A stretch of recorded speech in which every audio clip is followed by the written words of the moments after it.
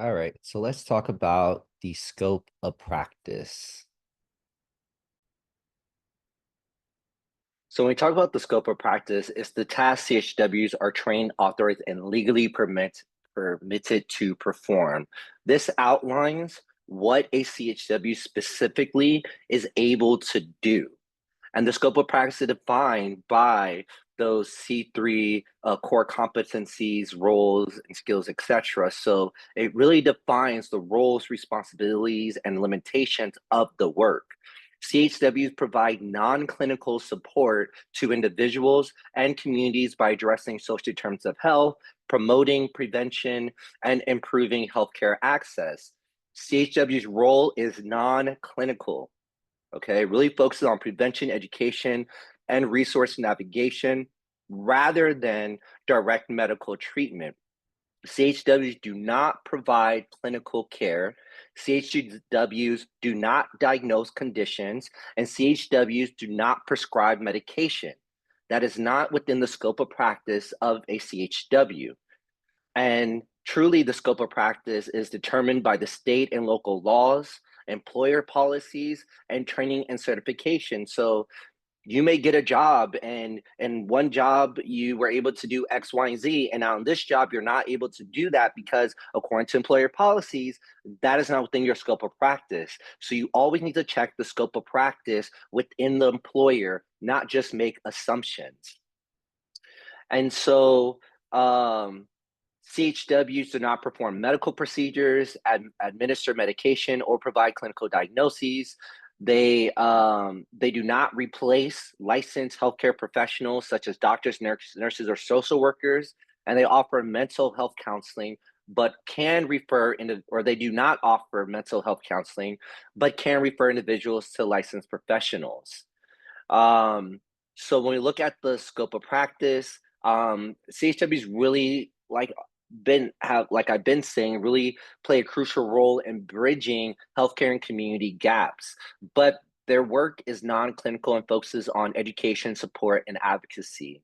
What CHWs can do, they can conduct outreach and recruitment, health education and promotion, non-clinical case management, peer support, and informal counseling, which is offering emotional support, listening actively, and provide culturally appropriate guidance. They also could do community advocacy and resource connection. And then what they cannot do, like I said before, is diagnose illnesses, prescribe medication, provide therapy, or provide legal advice, or perform clinical procedures. And there's major consequences when a CHW works outside their scope. And it's not just a consequence to the individual, but it's also a consequence to the employer. It's also a consequence to the broader healthcare system. So when a CHW exceeds their scope of practice, it can have significant legal, ethical, and public health consequences. Um, and honestly, if you remember back to quaternary prevention, which is one of the prevention strategies for public health, where what the whole goal of quaternary prevention is to make sure that patients do not leave worse than they came in. And so when a CHW works outside their scope of practice, they could do more harm than good for a patient. And so, if a CHW exceeds their scope of practice, it can lead to serious consequences. There could be legal risks. So, practicing outside of scope of practice could violate state laws, leading to liability issues for CHW and their employers. It also could create client harm. So, providing incorrect health advice could delay proper medical treatment or lead to unsafe practices. And also, professional consequences. CHW might actually lose their job, right? Might lose the loss and trust of clients and communities and employers. And overall, too, it also might actually damage the field because if enough CHWs continuing to overstep their boundaries, then people are not going to want to hire CHWs. So when we break it down even deeper and we look at the legal risk of working outside of scope of practice, um, this once again provides legal consequences for both the CHW and the employer. So practicing outside of legal authority, some states regulate CHW's roles and performing clinical and unauthorized tasks. So it can be considered practicing medicine without a license. Liability issues: if a CHW provides incorrect medical advice or fails to refer a client appropriately, the employer may face legal action for negligence. And also could be a HIPAA violation. Sharing clients' health information improperly can result in legal penalties and loss of employment. And so when we want to connect this to that quaternary prevention, unnecessary interventions or overreach by non-medical professionals can lead to legal disputes and increased healthcare costs. And it could lead to the practicing of what's called defensive medicine. So it occurs when a healthcare provider orders extra tests, procedures, or treatments, not because they are medically necessary, but to protect themselves from potential lawsuits. CHWs do not provide direct medical care, but their influence on clients' healthcare decisions can contribute to overuse of resources if they provide inaccurate medical guidance. So, example is a CHW incorrectly advises a client with mild symptoms to go to the emergency room instead of a primary care provider, leading to unnecessary ER visits, expensive tests, and longer wait times. And when we think about client harm, misinformation or inappropriate care recommendations can cause direct harm to the client.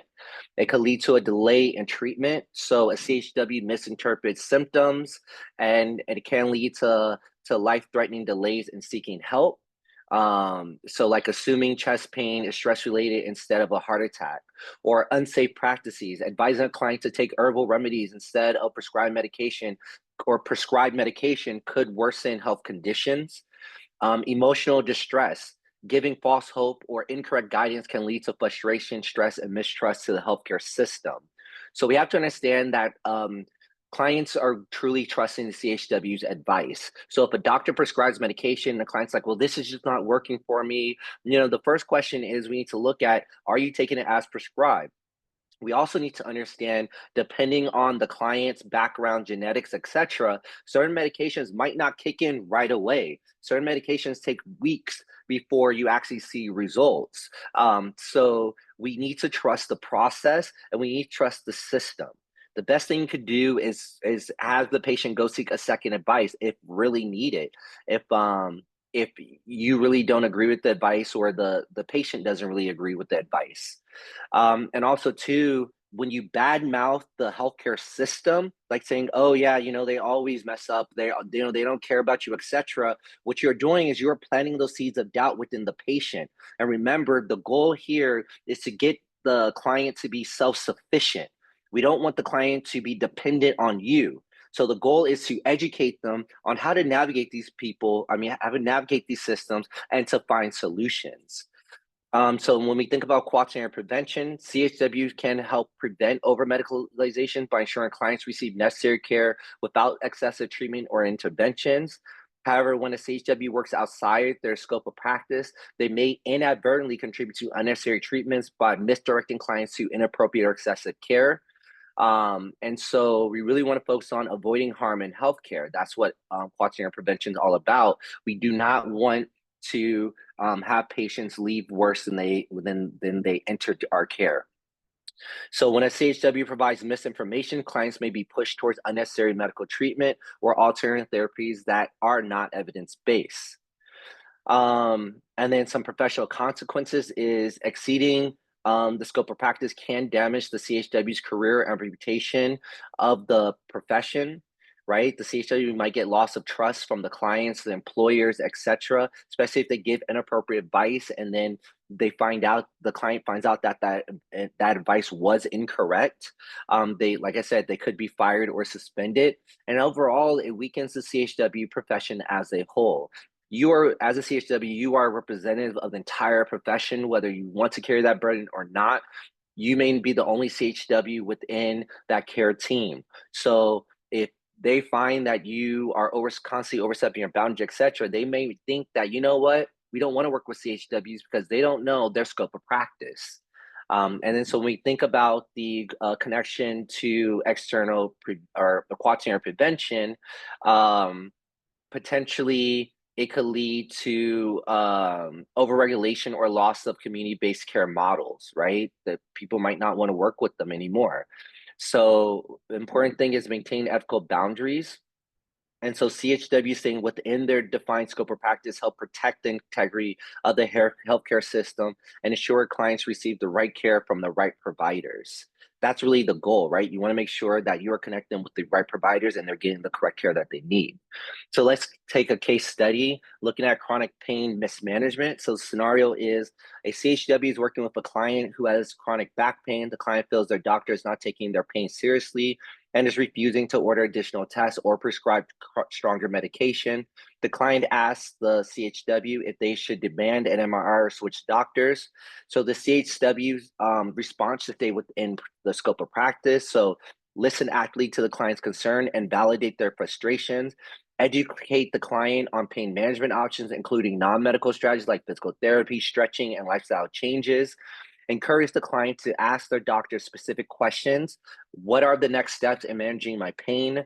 Instead of demanding unnecessary step or test, refer the client to a patient advocate or pain management specialist rather than making medical recommendations. And the outcome would be that the client gains self advocacy skills and is able to have more productive conversations with the provider. Remember, the whole goal is to make a client less self or more self sufficient. The doctor explores non opioid pain management options instead of immediately ordering unnecessary imaging. The CHW avoids overstepping their role while still addressing the client's concern. And then the prevention of harm and defensive medicine. So the CHW prevents overuse of medical resources by not encouraging unnecessary MRI scans. The client avoids exposure to unnecessary pain medication and develop a better understanding of their condition. Here's another scenario. Case study number 2, dismiss symptoms in a pregnant client. So a CHW is supporting a pregnant woman in their third trimester who has been experiencing persistent headaches and swelling. The client was told by her doctor that it's normal pregnancy symptoms, but she feels dismissed and worries it might be something more serious. So the CHW response, staying within the scope of practice, provides health education on preeclampsia symptoms, which can include headache, swelling, and high blood pressure without diagnosing. Encourage the client to monitor her symptoms and write them down for their next appointment. Coaches the client on how to ask her doctor specific questions, such as, could this be preeclampsia? Eclampsia? Can you check my blood pressure and urine for protein? And it helps the client schedule an appointment sooner, and if necessary, refers her to a patient advocate for additional support. And then, so the outcome is the client gets reevaluated by her doctor and is diagnosed with mild preeclampsia, leading to early intervention. The CHW did not diagnose or suggest a treatment, but empowered the client to get a second evaluation. The client feels heard and supported without unnecessary emergency visits or testing beyond what was medically needed. And then, so the prevention of harm in defensive medicine, the CHW avoided misdiagnosing or panicking the client, preventing unnecessary stress. The client received proper medical attention without the CHW suggesting intervention beyond their scope of practice. And then lastly, case study 3, unexpected fatigue and frustration with doctors. The scenario is a client has been experiencing extreme fatigue for months, but has been told by multiple doctors that their blood work is normal and there is nothing medically wrong. The client feels like they are not being taken seriously and is considered switching providers or demanding more tests.